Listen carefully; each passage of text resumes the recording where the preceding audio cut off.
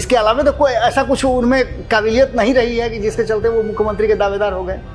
काबिलियत की अगर बात की जाएगी तो आप इन सब पार्टियों में खोजिए काबिलियत। अब चिराग पासवान मुख्यमंत्री बन जाए तो कोई अतिशयोक्ति थोड़े होगी, वो अपने पिता की विरासत में बनेंगे कि वो सपोर्ट कर रहे हैं नरेंद्र मोदी को केंद्र में, तो झारखंड में कुछ ज़्यादा सीट ले लें। अभी भी देखिए ये सीटों का समझौता तो हो गया है, एक आध सीट पर अभी भी उठापटक चल रहा है।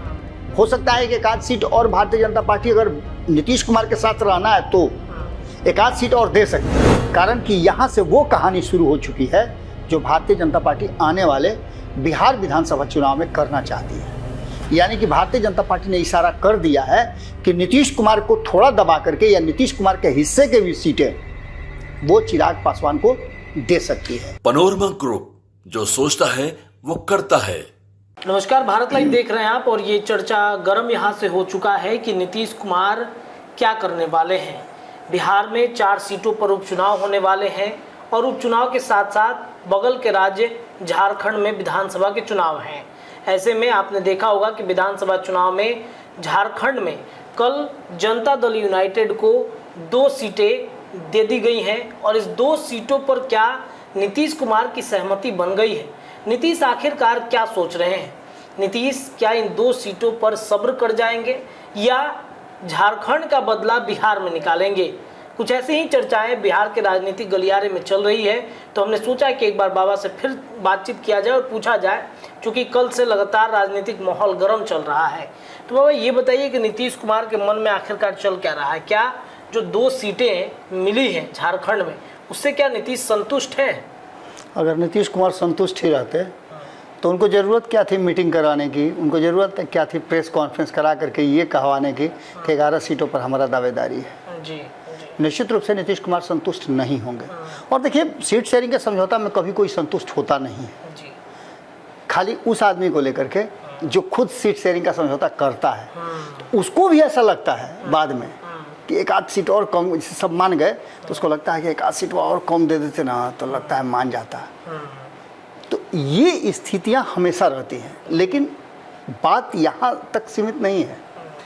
आपने शुरू में ही बताया कि नीतीश कुमार बिहार से लेकर के झारखंड तक दोनों जगह लीड करना चाहते थे, क्योंकि बिहार से सटा हुआ झारखंड है और वहाँ नीतीश कुमार अपने जनाधार के लिए पिछले लंबे समय से मेहनत कर रहे हैं। और हो सकता है कि जो 2 सीट मिला भी है वो मिला हो अशोक चौधरी के कारण कि झारखंड में उन्होंने जिस तरह से अपनी पार्टी का विस्तार किया है, लगातार वो जाते रहे हैं, मॉनिटर करते रहे हैं, एक नैतिक दबाव या राजनीतिक दबाव आप कह सकते हैं वो उन्होंने बना के रखा है।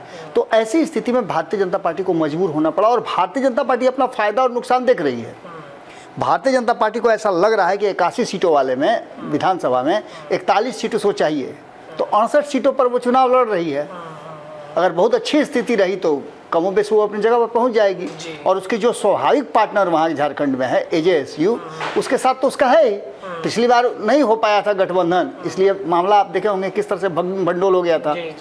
इस बार सबसे बड़ी बात जो है ना, वो जिसकी चर्चा मैं 2 दिन से लगातार कर रहा हूँ कि चिराग पासवान की एंट्री कराना इस बात की तरफ इशारा करता है कि ये खेल सिर्फ झारखंड में नहीं, बिहार में भी चिराग पासवान नीतीश कुमार के बनिस्पत भारतीय जनता पार्टी के लिए फर्स्ट चॉइस होंगे। हाँ, मतलब आपने कल भी ये बात बताया था, हम जब चर्चा कर रहे थे तो आप ये कह रहे थे कि नीतीश कुमार के विकल्प के तौर पर बीजेपी चिराग को प्रेजेंट कर रही है। बिल्कुल। नीतीश को भी ये एहसास कराया जा रहा है कि अब आपकी जरूरत हमें आगे से नहीं पड़ेगी। बिल्कुल। देखिए, चिराग पासवान भविष्य हैं और नीतीश कुमार वर्तमान या अतीत भी कह सकते हैं उसको आप। पिछले 20 सालों में 19 साल से ज़्यादा समय होने जा रहे हैं, 19 साल लगभग पूरा होने जा रहा है। और नीतीश कुमार ने इन 19 साल में न तो अपनी पार्टी में और न ही भारतीय जनता पार्टी में जिसके साथ भी वो रहे, ये तो आप मान के चलिए ना कि राष्ट्रीय जनता दल में स्वाभाविक नेता हैं, लालू प्रसाद के पुत्र हैं, इसलिए वो मुख्यमंत्री के दावेदार हैं, यही ना है। इसके अलावा तो कोई ऐसा कुछ उनमें काबिलियत नहीं रही है कि जिसके चलते वो मुख्यमंत्री के दावेदार हो गए। काबिलियत की अगर बात की जाएगी तो आप इन सब पार्टियों में खोजिए काबिलियत। अब चिराग पासवान मुख्यमंत्री बन जाए तो कोई अतिशयोक्ति थोड़े होगी, वो अपने पिता की विरासत में बनेंगे। लेकिन बाकी के लोग नेता बन करके, समाज की सेवा करके, अपना एक लंबा समय राजनीति में दे करके और जगह पर पहुंचने की कोशिश करते हैं, लेकिन नीतीश कुमार ने सेकंड लाइन का नेता दोनों ही पार्टी में तैयार नहीं होने दिया। जब भी कोई ऊपर बढ़ा उसको धीरे से नीचे कर दिया गया। ऐसे नहीं होता है, आप सांप सीढ़ी का खेल देखे हैं ना, 98 पर काटता है और सीधे कहाँ लेके चला जाता है, नीचे, 0 पर। तो ऐसी स्थिति में नीतीश कुमार ने ऐसा नहीं होने दिया। और ये इस बात का मलाल जो है भारतीय जनता पार्टी को हमेशा रहा है कि भारतीय जनता पार्टी किसी भी नेता को ये सब चीज़, आप देखिएगा सम्राट चौधरी 2022 के काल से या 2020 से ही आप लेके चलिए ना, 2020 में सम्राट चौधरी को पहली बार मौका मिला मंत्री बनने का नीतीश में मंत्रिमंडल में। मंत्रिमंडल में शामिल होकर के जिस तरह से उन्होंने अपने टशन दिखलाए, जिस तरह से उन्होंने अपना कार्यशैली रखा, वो साफ बता रहा था कि वो न उनकी सुनने जा रहे हैं न उनकी सुनने जा रहे हैं, अपना एक अलग छवि बना रहे हैं। नतीजा माथा तक मुड़वा जाना पड़ा। ये सारी परिस्थितियां पैदा की गई ना। तो ऐसी स्थिति में नीतीश कुमार ने ये किया है।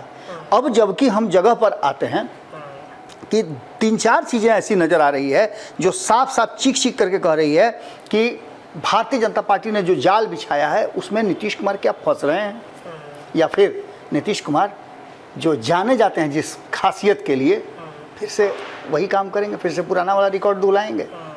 इसके पीछे कारण है कि नीतीश कुमार और नरेंद्र मोदी के बीच में भले ही देखने में सब कुछ ठीक ठाक लग रहा हो, लेकिन कई ऐसे मुद्दे हैं जिस पर नरेंद्र मोदी और नीतीश कुमार के बीच में डिफरेंसेस हैं।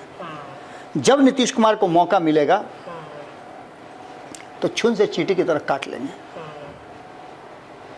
जातीय गणना को लेकर के नीतीश कुमार अपनी पूरी टीम लेकर के बिहार से गए थे, नरेंद्र मोदी ने इनकार कर दिया।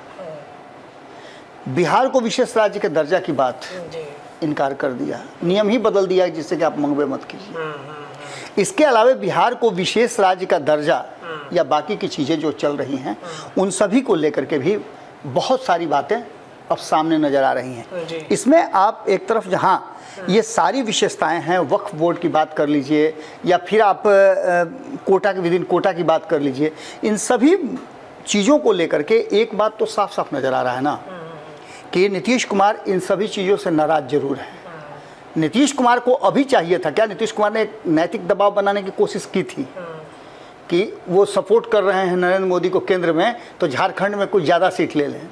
अभी भी देखिए ये सीटों का समझौता तो हो गया है, एक आध सीट पर अभी भी उठापटक चल रहा है। हो सकता है कि एक आध सीट और भारतीय जनता पार्टी अगर नीतीश कुमार के साथ रहना है तो एक आध सीट और दे सकती है, वरना जो हो गया सो हो गया। तो ये इसका असर तो वो बिहार पे भी पड़ सकता है। झारखंड की बातें नीतीश याद दिलाएंगे, सीट बंटवारा जब बिहार में होगा तब वो कहेंगे कि मतलब थोड़ा सा परेशान तो जरूर करेंगे। मुझे थोड़ा सा परेशान। नीतीश कुमार की राजनीतिक प्रकृति रही है कि वो किसी चीज़ को भूलते तक नहीं है। नीतीश कुमार सूद सहित बदला लेते हैं। भले अब कहा जाए कि बीमार हो गए हैं, भूलने की मैंने संपूर्ण भारत में एक एडिटोरियल लिखा है इस पर, उस पर मैंने पूरा इस मामले को अलग अलग सेक्टर्स में बांट करके दिखाया है कि ये सब मैटर तो हैं ही। गिरिराज सिंह वाला मैटर को लेकर के आप समझ रहे हैं कि क्या होगा। गिरिराज सिंह भागलपुर से यात्रा शुरू करके जिस तरह का आग लगाए हैं, मैंने माचिस मारे हैं, इसके बाद क्या लगता है आपको कि आग रुकने वाली है क्या? ये धड़केगा ही। और जो बहुत दिनों से भारतीय जनता पार्टी के हार्डकोर नेता, मैंने देखा कि अरिजीत शाश्वत, एक बार फिर से अरिजीत शाश्वत कौन है, कौन नहीं जानता है उनको। अश्विनी चौबे के बेटा हैं और उनको भागलपुर में योगी आदित्यनाथ का उपाधि मिला था। एक समय की बात है जब बड़ा दंगा हुआ था तो उसमें उनको आरोपी बनाया गया था, जेल भी गए थे, बहुत सारी बातें हुई थी। आज मैंने देखा कि वो गिरिराज सिंह से ज़्यादा पावर में नजर आ रहे थे, पूरी टीम उनकी जय श्री राम का नारा लगा रही थी। तो ये सभी चीज़ें कहीं ना कहीं इस बात की तरफ इशारा कर रही है ना कि नीतीश कुमार पर प्रेशर बनाया जा रहा है। यानी भारतीय जनता पार्टी ने जो चक्रव्यूह, जो जाल जो फेंका है, उसमें नीतीश कुमार को फंसाने की कोशिश की जा रही है।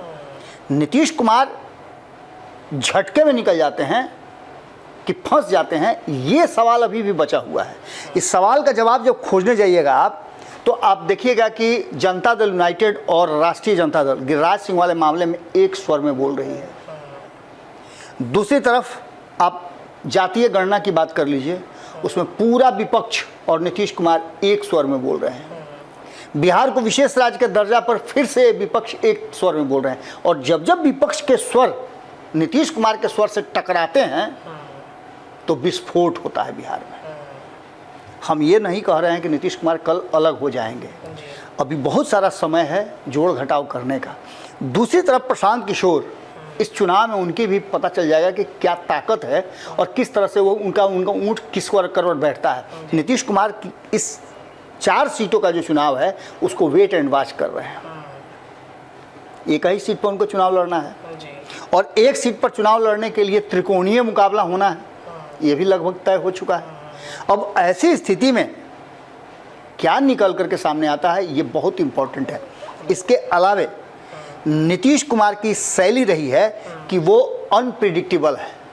नीतीश कुमार को आप प्रिडिक्ट नहीं कर सकते हैं कि नीतीश कुमार क्या करेंगे। आज तक नीतीश कुमार को किसी ने भी एडवांस में भारत लाइव को छोड़ करके कोई नहीं बताया कि नीतीश कुमार करने वाले क्या हैं।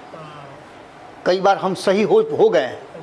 अब ऐसी स्थिति में एक बात तो आप समझ लीजिए कि 68 सीट, 10 सीट, 2 सीट और चिराग पासवान को 1 सीट देना, ये गले से नीचे नहीं उतर रहा होगा नीतीश कुमार को।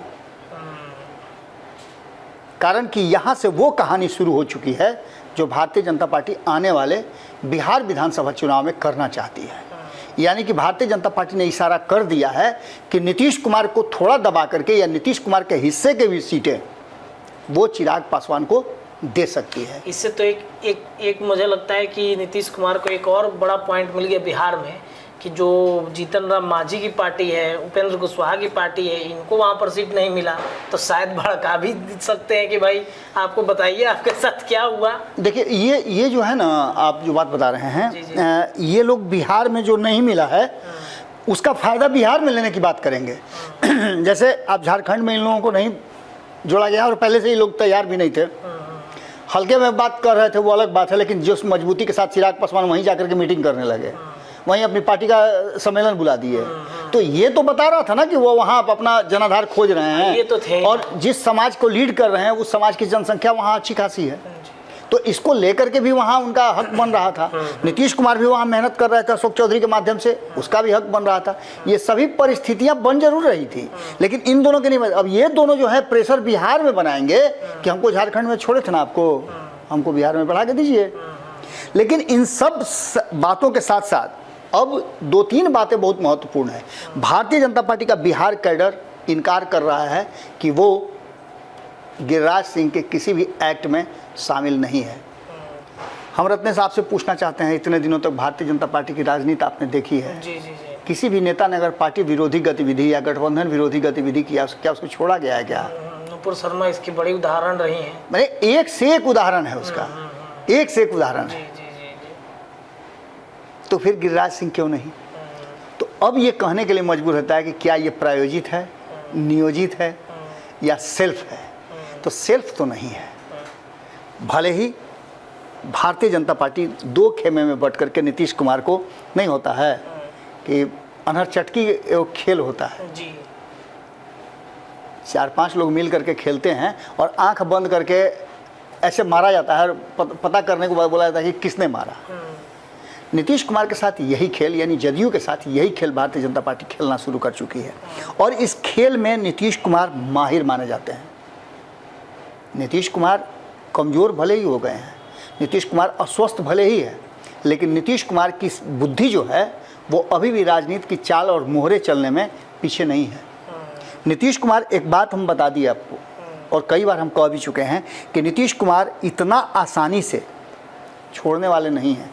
जिस तरह से नीतीश कुमार बार बार ये बात कह रहे हैं और भारतीय जनता पार्टी को आईना दिखा रही है जदयू कि जिस संविधान का शपथ आपने लिया है गिरिराज बाबू, और भारतीय जनता पार्टी के तरफ इशारा है, उस संविधान में ये भी लिखा है कि सर्वधर्म समभाव, तो फिर हिंदू और मुसलमान कहाँ से आया? आपने क्यों हिंदू स्वाभिमान की बात की? हिंदू का स्वाभिमान 80% मजबूर है क्या 20% के सामने? हालांकि आंकड़ों की अगर बात करें तो 400 ऐसे गांव की बात, मैंने जिलों की बात की, शहरों की बात की गई है जिसमें मुस्लिम की आबादी बढ़ी है। 1600 ऐसे शहर हैं जिनकी बात की गई है इस देश में कि वहाँ मुस्लिम की आबादी बहुत तेज़ी से बढ़ी है और हिंदुओं की घटी है। ये आंकड़े सारे ठीक हैं, अपनी जगह पर हैं, तो उसके लिए रास्ता दूसरा है। लेकिन बिहार में जिसको नीतीश कुमार ने अमन की धरती बनाया है। इसमें कोई दो राय नहीं है कि नीतीश कुमार के राज में इस तरह के दंगे नहीं हुए हैं। अगर हल्के फुल्के हुए भी हैं तो किसने किया है ये सार्वजनिक है, क्योंकि जेल जाने वाले लोग कौन हैं ये सबको पता है।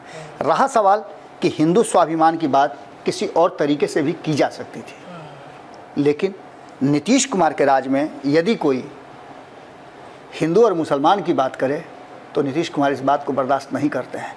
अब ऐसी स्थिति में भाजपा की जो चाल है वो उल्टा भी पड़ सकती है और दूसरी तरफ नीतीश कुमार इस खेल में एक बार फिर से पुरनका खेल कर सकते हैं। चलिए देखिए, तो यही वजह है जिस वजह से लग रहा है कि नीतीश बिहार में कुछ पुरनका खेल करेंगे। आपको क्या लगता है अपनी राय कमेंट में रखिएगा। देखते रहिए भारत लाइव, चर्चा लगातार गर्म है। बहुत बहुत धन्यवाद। पनोरमा ग्रुप, जो सोचता है वो करता है। अगर ये वीडियो पसंद आई और वह बिहार के राजनीति और बिहारियत से सरोकार रखेनी तो सब्सक्राइब बटन दबा के चैनल के सब्सक्राइब कर ली। ओजे एगो घंटी बा, ओकरा बटन दबा देला से कुल सटीक और मारक खबर रुआ मुफ्त में मिल जाई। अगर रुआ पत्रकारिता के हमनी के नया प्रयोग में सहयोग कर चाहतानी तो ज्वाइन बटन दबा दी। पेटीएम नंबर नोट कर ली 9386816700। धन्यवाद।